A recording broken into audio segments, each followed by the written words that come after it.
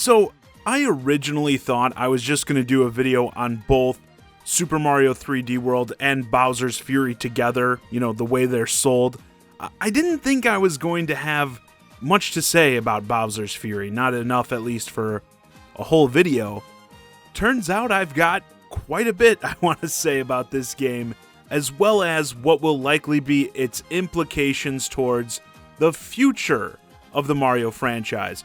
Before I get into that, make sure if you enjoy the video to give it a like and subscribe to the channel for more Mario coverage. Now, a lot of people right off the bat are wondering, what even is Bowser's Fury? Is it a totally different game, DLC for 3D World, what?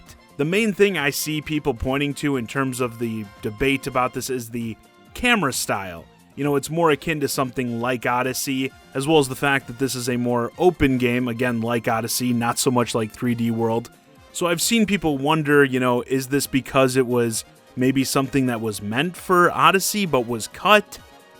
I don't know about that, because pretty much everything else in this game is very 3D World. The enemies, the power-ups, environments, the trees even in that. So it still feels very 3D World-esque. Definitely different, though, with, the camera and open world feel. Which, let's talk about that openness.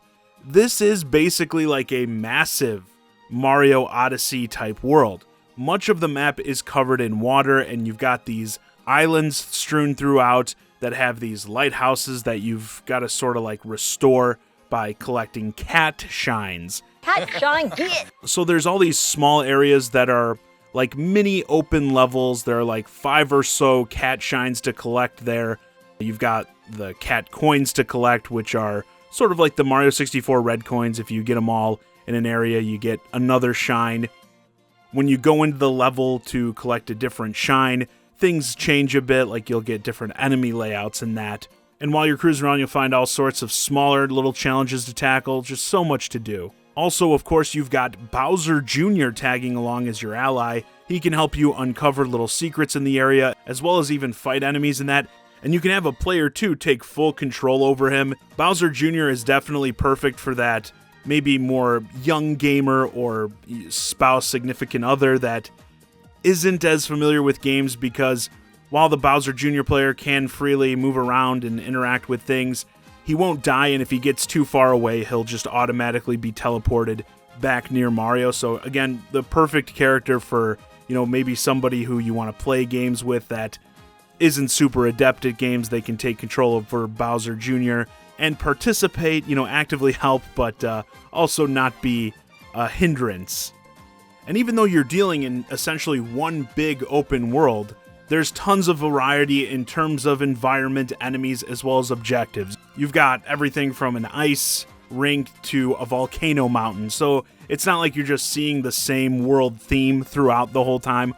Also, you're going to have tasks that are more platforming based, some that are more puzzly, as well as there's an arena where you just, every time you go, you fight a different boss.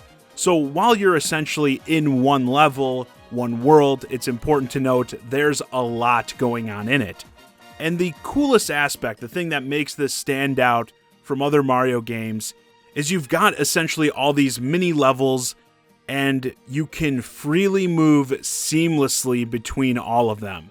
There's no loading screens, zoning in, or anything like that. You could be halfway up a mountain in one area, jump off into the water, Mount Plessy, who's your main mode of transportation, and swim all the way across the map to another one, which works great in tandem with this, I don't know if it has a name, I guess Bowser's Fury mechanic, I'll call it, where Godslayer Bowser, I know, it's actually Fury Bowser, sadly, is often in like a hibernation state. He's curled up in his shell in these sludge-plagued waters, but at regular intervals, he'll wake up and go crazy.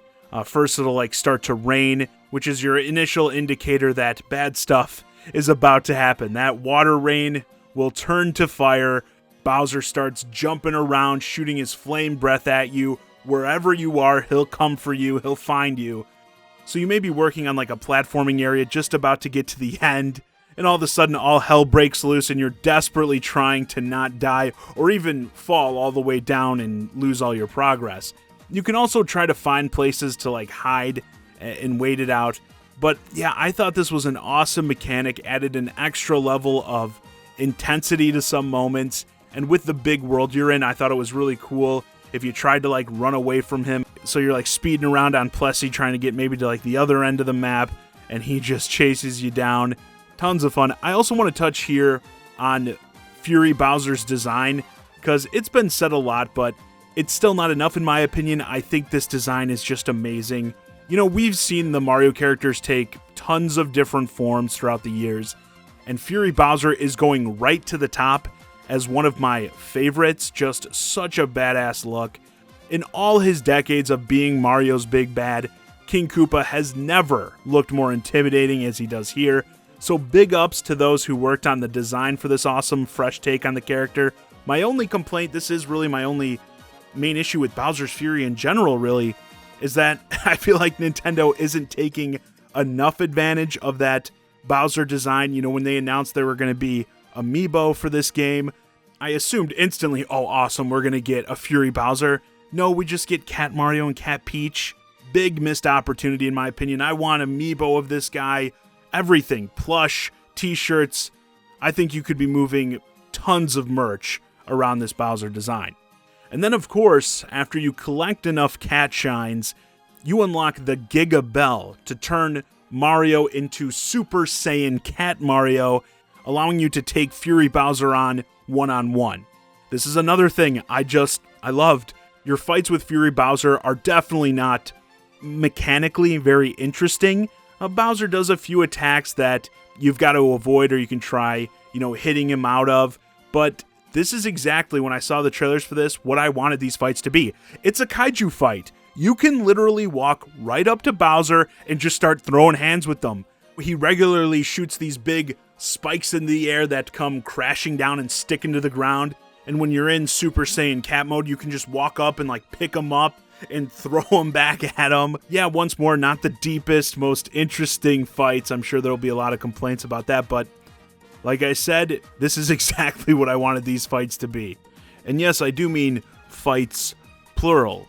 It's worth noting that you do fight Fury Bowser multiple times throughout the course of the game, each time kind of signifying the end of a section, opening up a whole nother area of the map. In fact, I think many will be surprised at the length of this game, with it being added on. I know many weren't expecting much from it. People were even suggesting it may only have like an hour or two of gameplay leading up to release, but it's got much more. It took me about 4 hours to beat the game, and to beat it, I want to be clear, you need to get 50 of the cat shines, which I think there are like 100 in total. So even after you beat it, there's still tons more to do if you decide to go for like 100% completion. Like I said, you're dealing with a massive open world, so it should be no surprise that there's quite a bit to do.